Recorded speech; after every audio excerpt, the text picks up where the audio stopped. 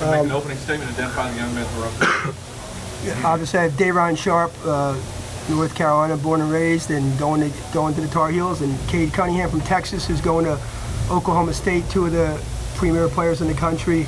Also, both great students and great guys, and they help the culture at our school be really strong, not just on the court but off the court, with the discipline and how we like to do things. And again, for 24 years I coached what was St. Patrick's. Obviously it closed and they kept it going as the Patrick School, so there was some emotion involved because I've never played against them. Chris, the coach, used to be my assistant for many years. So we wish them the best. Hopefully they have a great season and bounce back in their next meeting. But we're concerned with our team and trying to be as good as we can be, and hopefully we looked at it that we have about 5 games to be a national champion, which is a long way off, and we've beaten DeMatha, IMG, and the Patrick School now, 3 teams that were in the top 5, and 2 of them significantly, and IMG pretty solid. We played very poorly, but we still won by about 10. So we're going to try to keep pushing on and keep getting better and stay humble and work hard. Very good. Before first question, statistical thing. Montverde broke the all-time assist record. It used to be 54 by Bronx, New York, St. Raymond in 1996. And you guys got 59 during this term, so blew that record away by record set for 23 years. So, question. Fellas, it seems like you guys continue to take care of business and continue to prove that you are the best team in the country. What did you guys kind of do to slow down the opportunity in Patrick School tonight and continue to roll? Jonathan Kuminga's a really great player.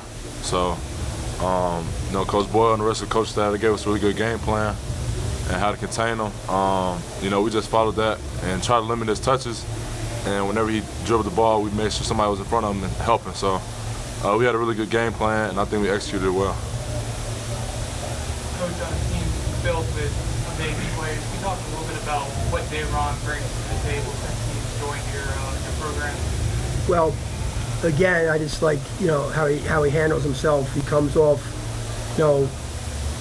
doesn't think he's anything special. Just thinks he's a young guy trying to get better and happy to be playing basketball, and knows there's a long road ahead of him to be a great player at Carolina. He has to keep working hard and get better, and to have a chance to play beyond that. I think he gets it, and he doesn't feel he's too important because he's good now. He knows how much better he needs to get. So he brings great work ethic to us from day one. Him and Scotty Barnes are 2 new players, and they both work incredibly hard every day. You don't have to get on them to work hard. It's just very natural for them. Their effort, his ability to run the rim. I think he's going to be a great player in the Carolina system. Nobody else has a question? Coach, I asked you this last night. How good is this team? What is the possibilities for this team? Well, I think tonight was the defense I expect, because I challenged these guys that, to me there's a lot of great coaches, but by far, and I don't think it's close, the best defensive coach maybe in any sport is Tony Bennett with Virginia. And what he's done is, so incredible in the last couple years. And when I see that, I'm saying, why can we not be as good defensively as Virginia? On paper, we have more guys that have an opportunity to be pros than they do currently. And we should be at least as good, and we're as big physically, we're as big size-wise.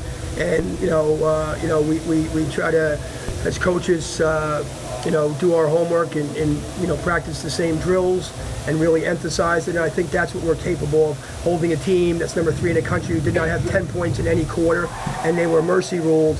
The clock was running the last 3 minutes of the game in the championship. I don't know if that's ever happened in a high-level national high school game. Never happened. I don't know if it's ever happened, period, that somebody's been beat by 40 and the clock's running. So I think you'd be hard-pressed to find that when you have 2 top 5 teams in the country. Dayron, to represent North Carolina here at the John Wall and have 3 great games here. What does it mean to you to be back here and be back at the John Wall and win it It means a lot to come back, and it means a lot to win it. Because last year we came in second, so it's a great accomplishment to win the game.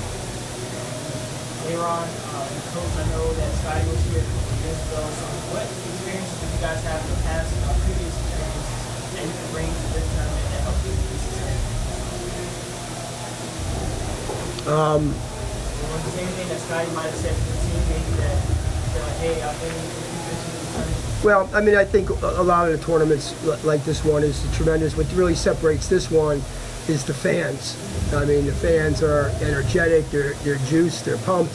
It's a great atmosphere, you know, just singing before the game, whatever they were doing, it was just, it puts, you know, really adds energy to the building. So, you know, this has as good a fan base as I've seen in high school tournament, because usually there's not a lot of home, you know, teams are traveling. How many people could travel with you at this level and afford for people to travel, especially when you're not knowing if you're advanced or not. It's not like the Big East tournament or the ACC tournament where you know a year in advance where it's going to be and all that for most fans. So, you know, the tournament was great, the energy was great, but I think, you know, for us, it makes it harder because, I mean, I think our guys are going to go hard all the time, but they don't need any extra motivation for somebody to want to upset us. You probably want to be more in a quiet gym on December 26th, the day after Thanksgiving or something, or Christmas.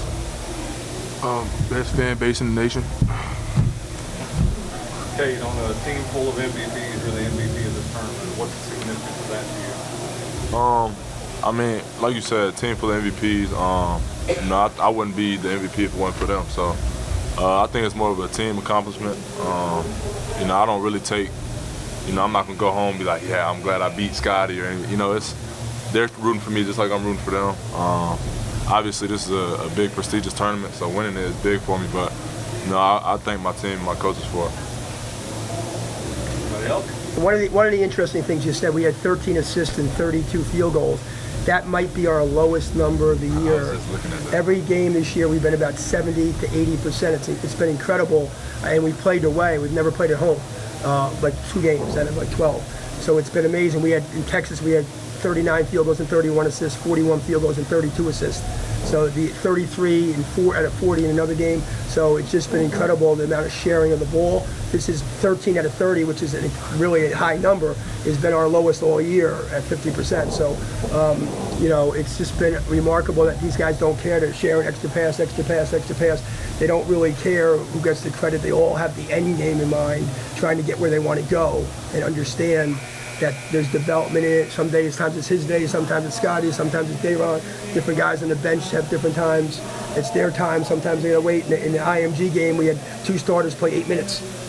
You know, tonight some of the subs barely played, who played 22 minutes in that game. So it's just matchups and who's playing well. Thank you. Thank you so much. Thank you. Appreciate it.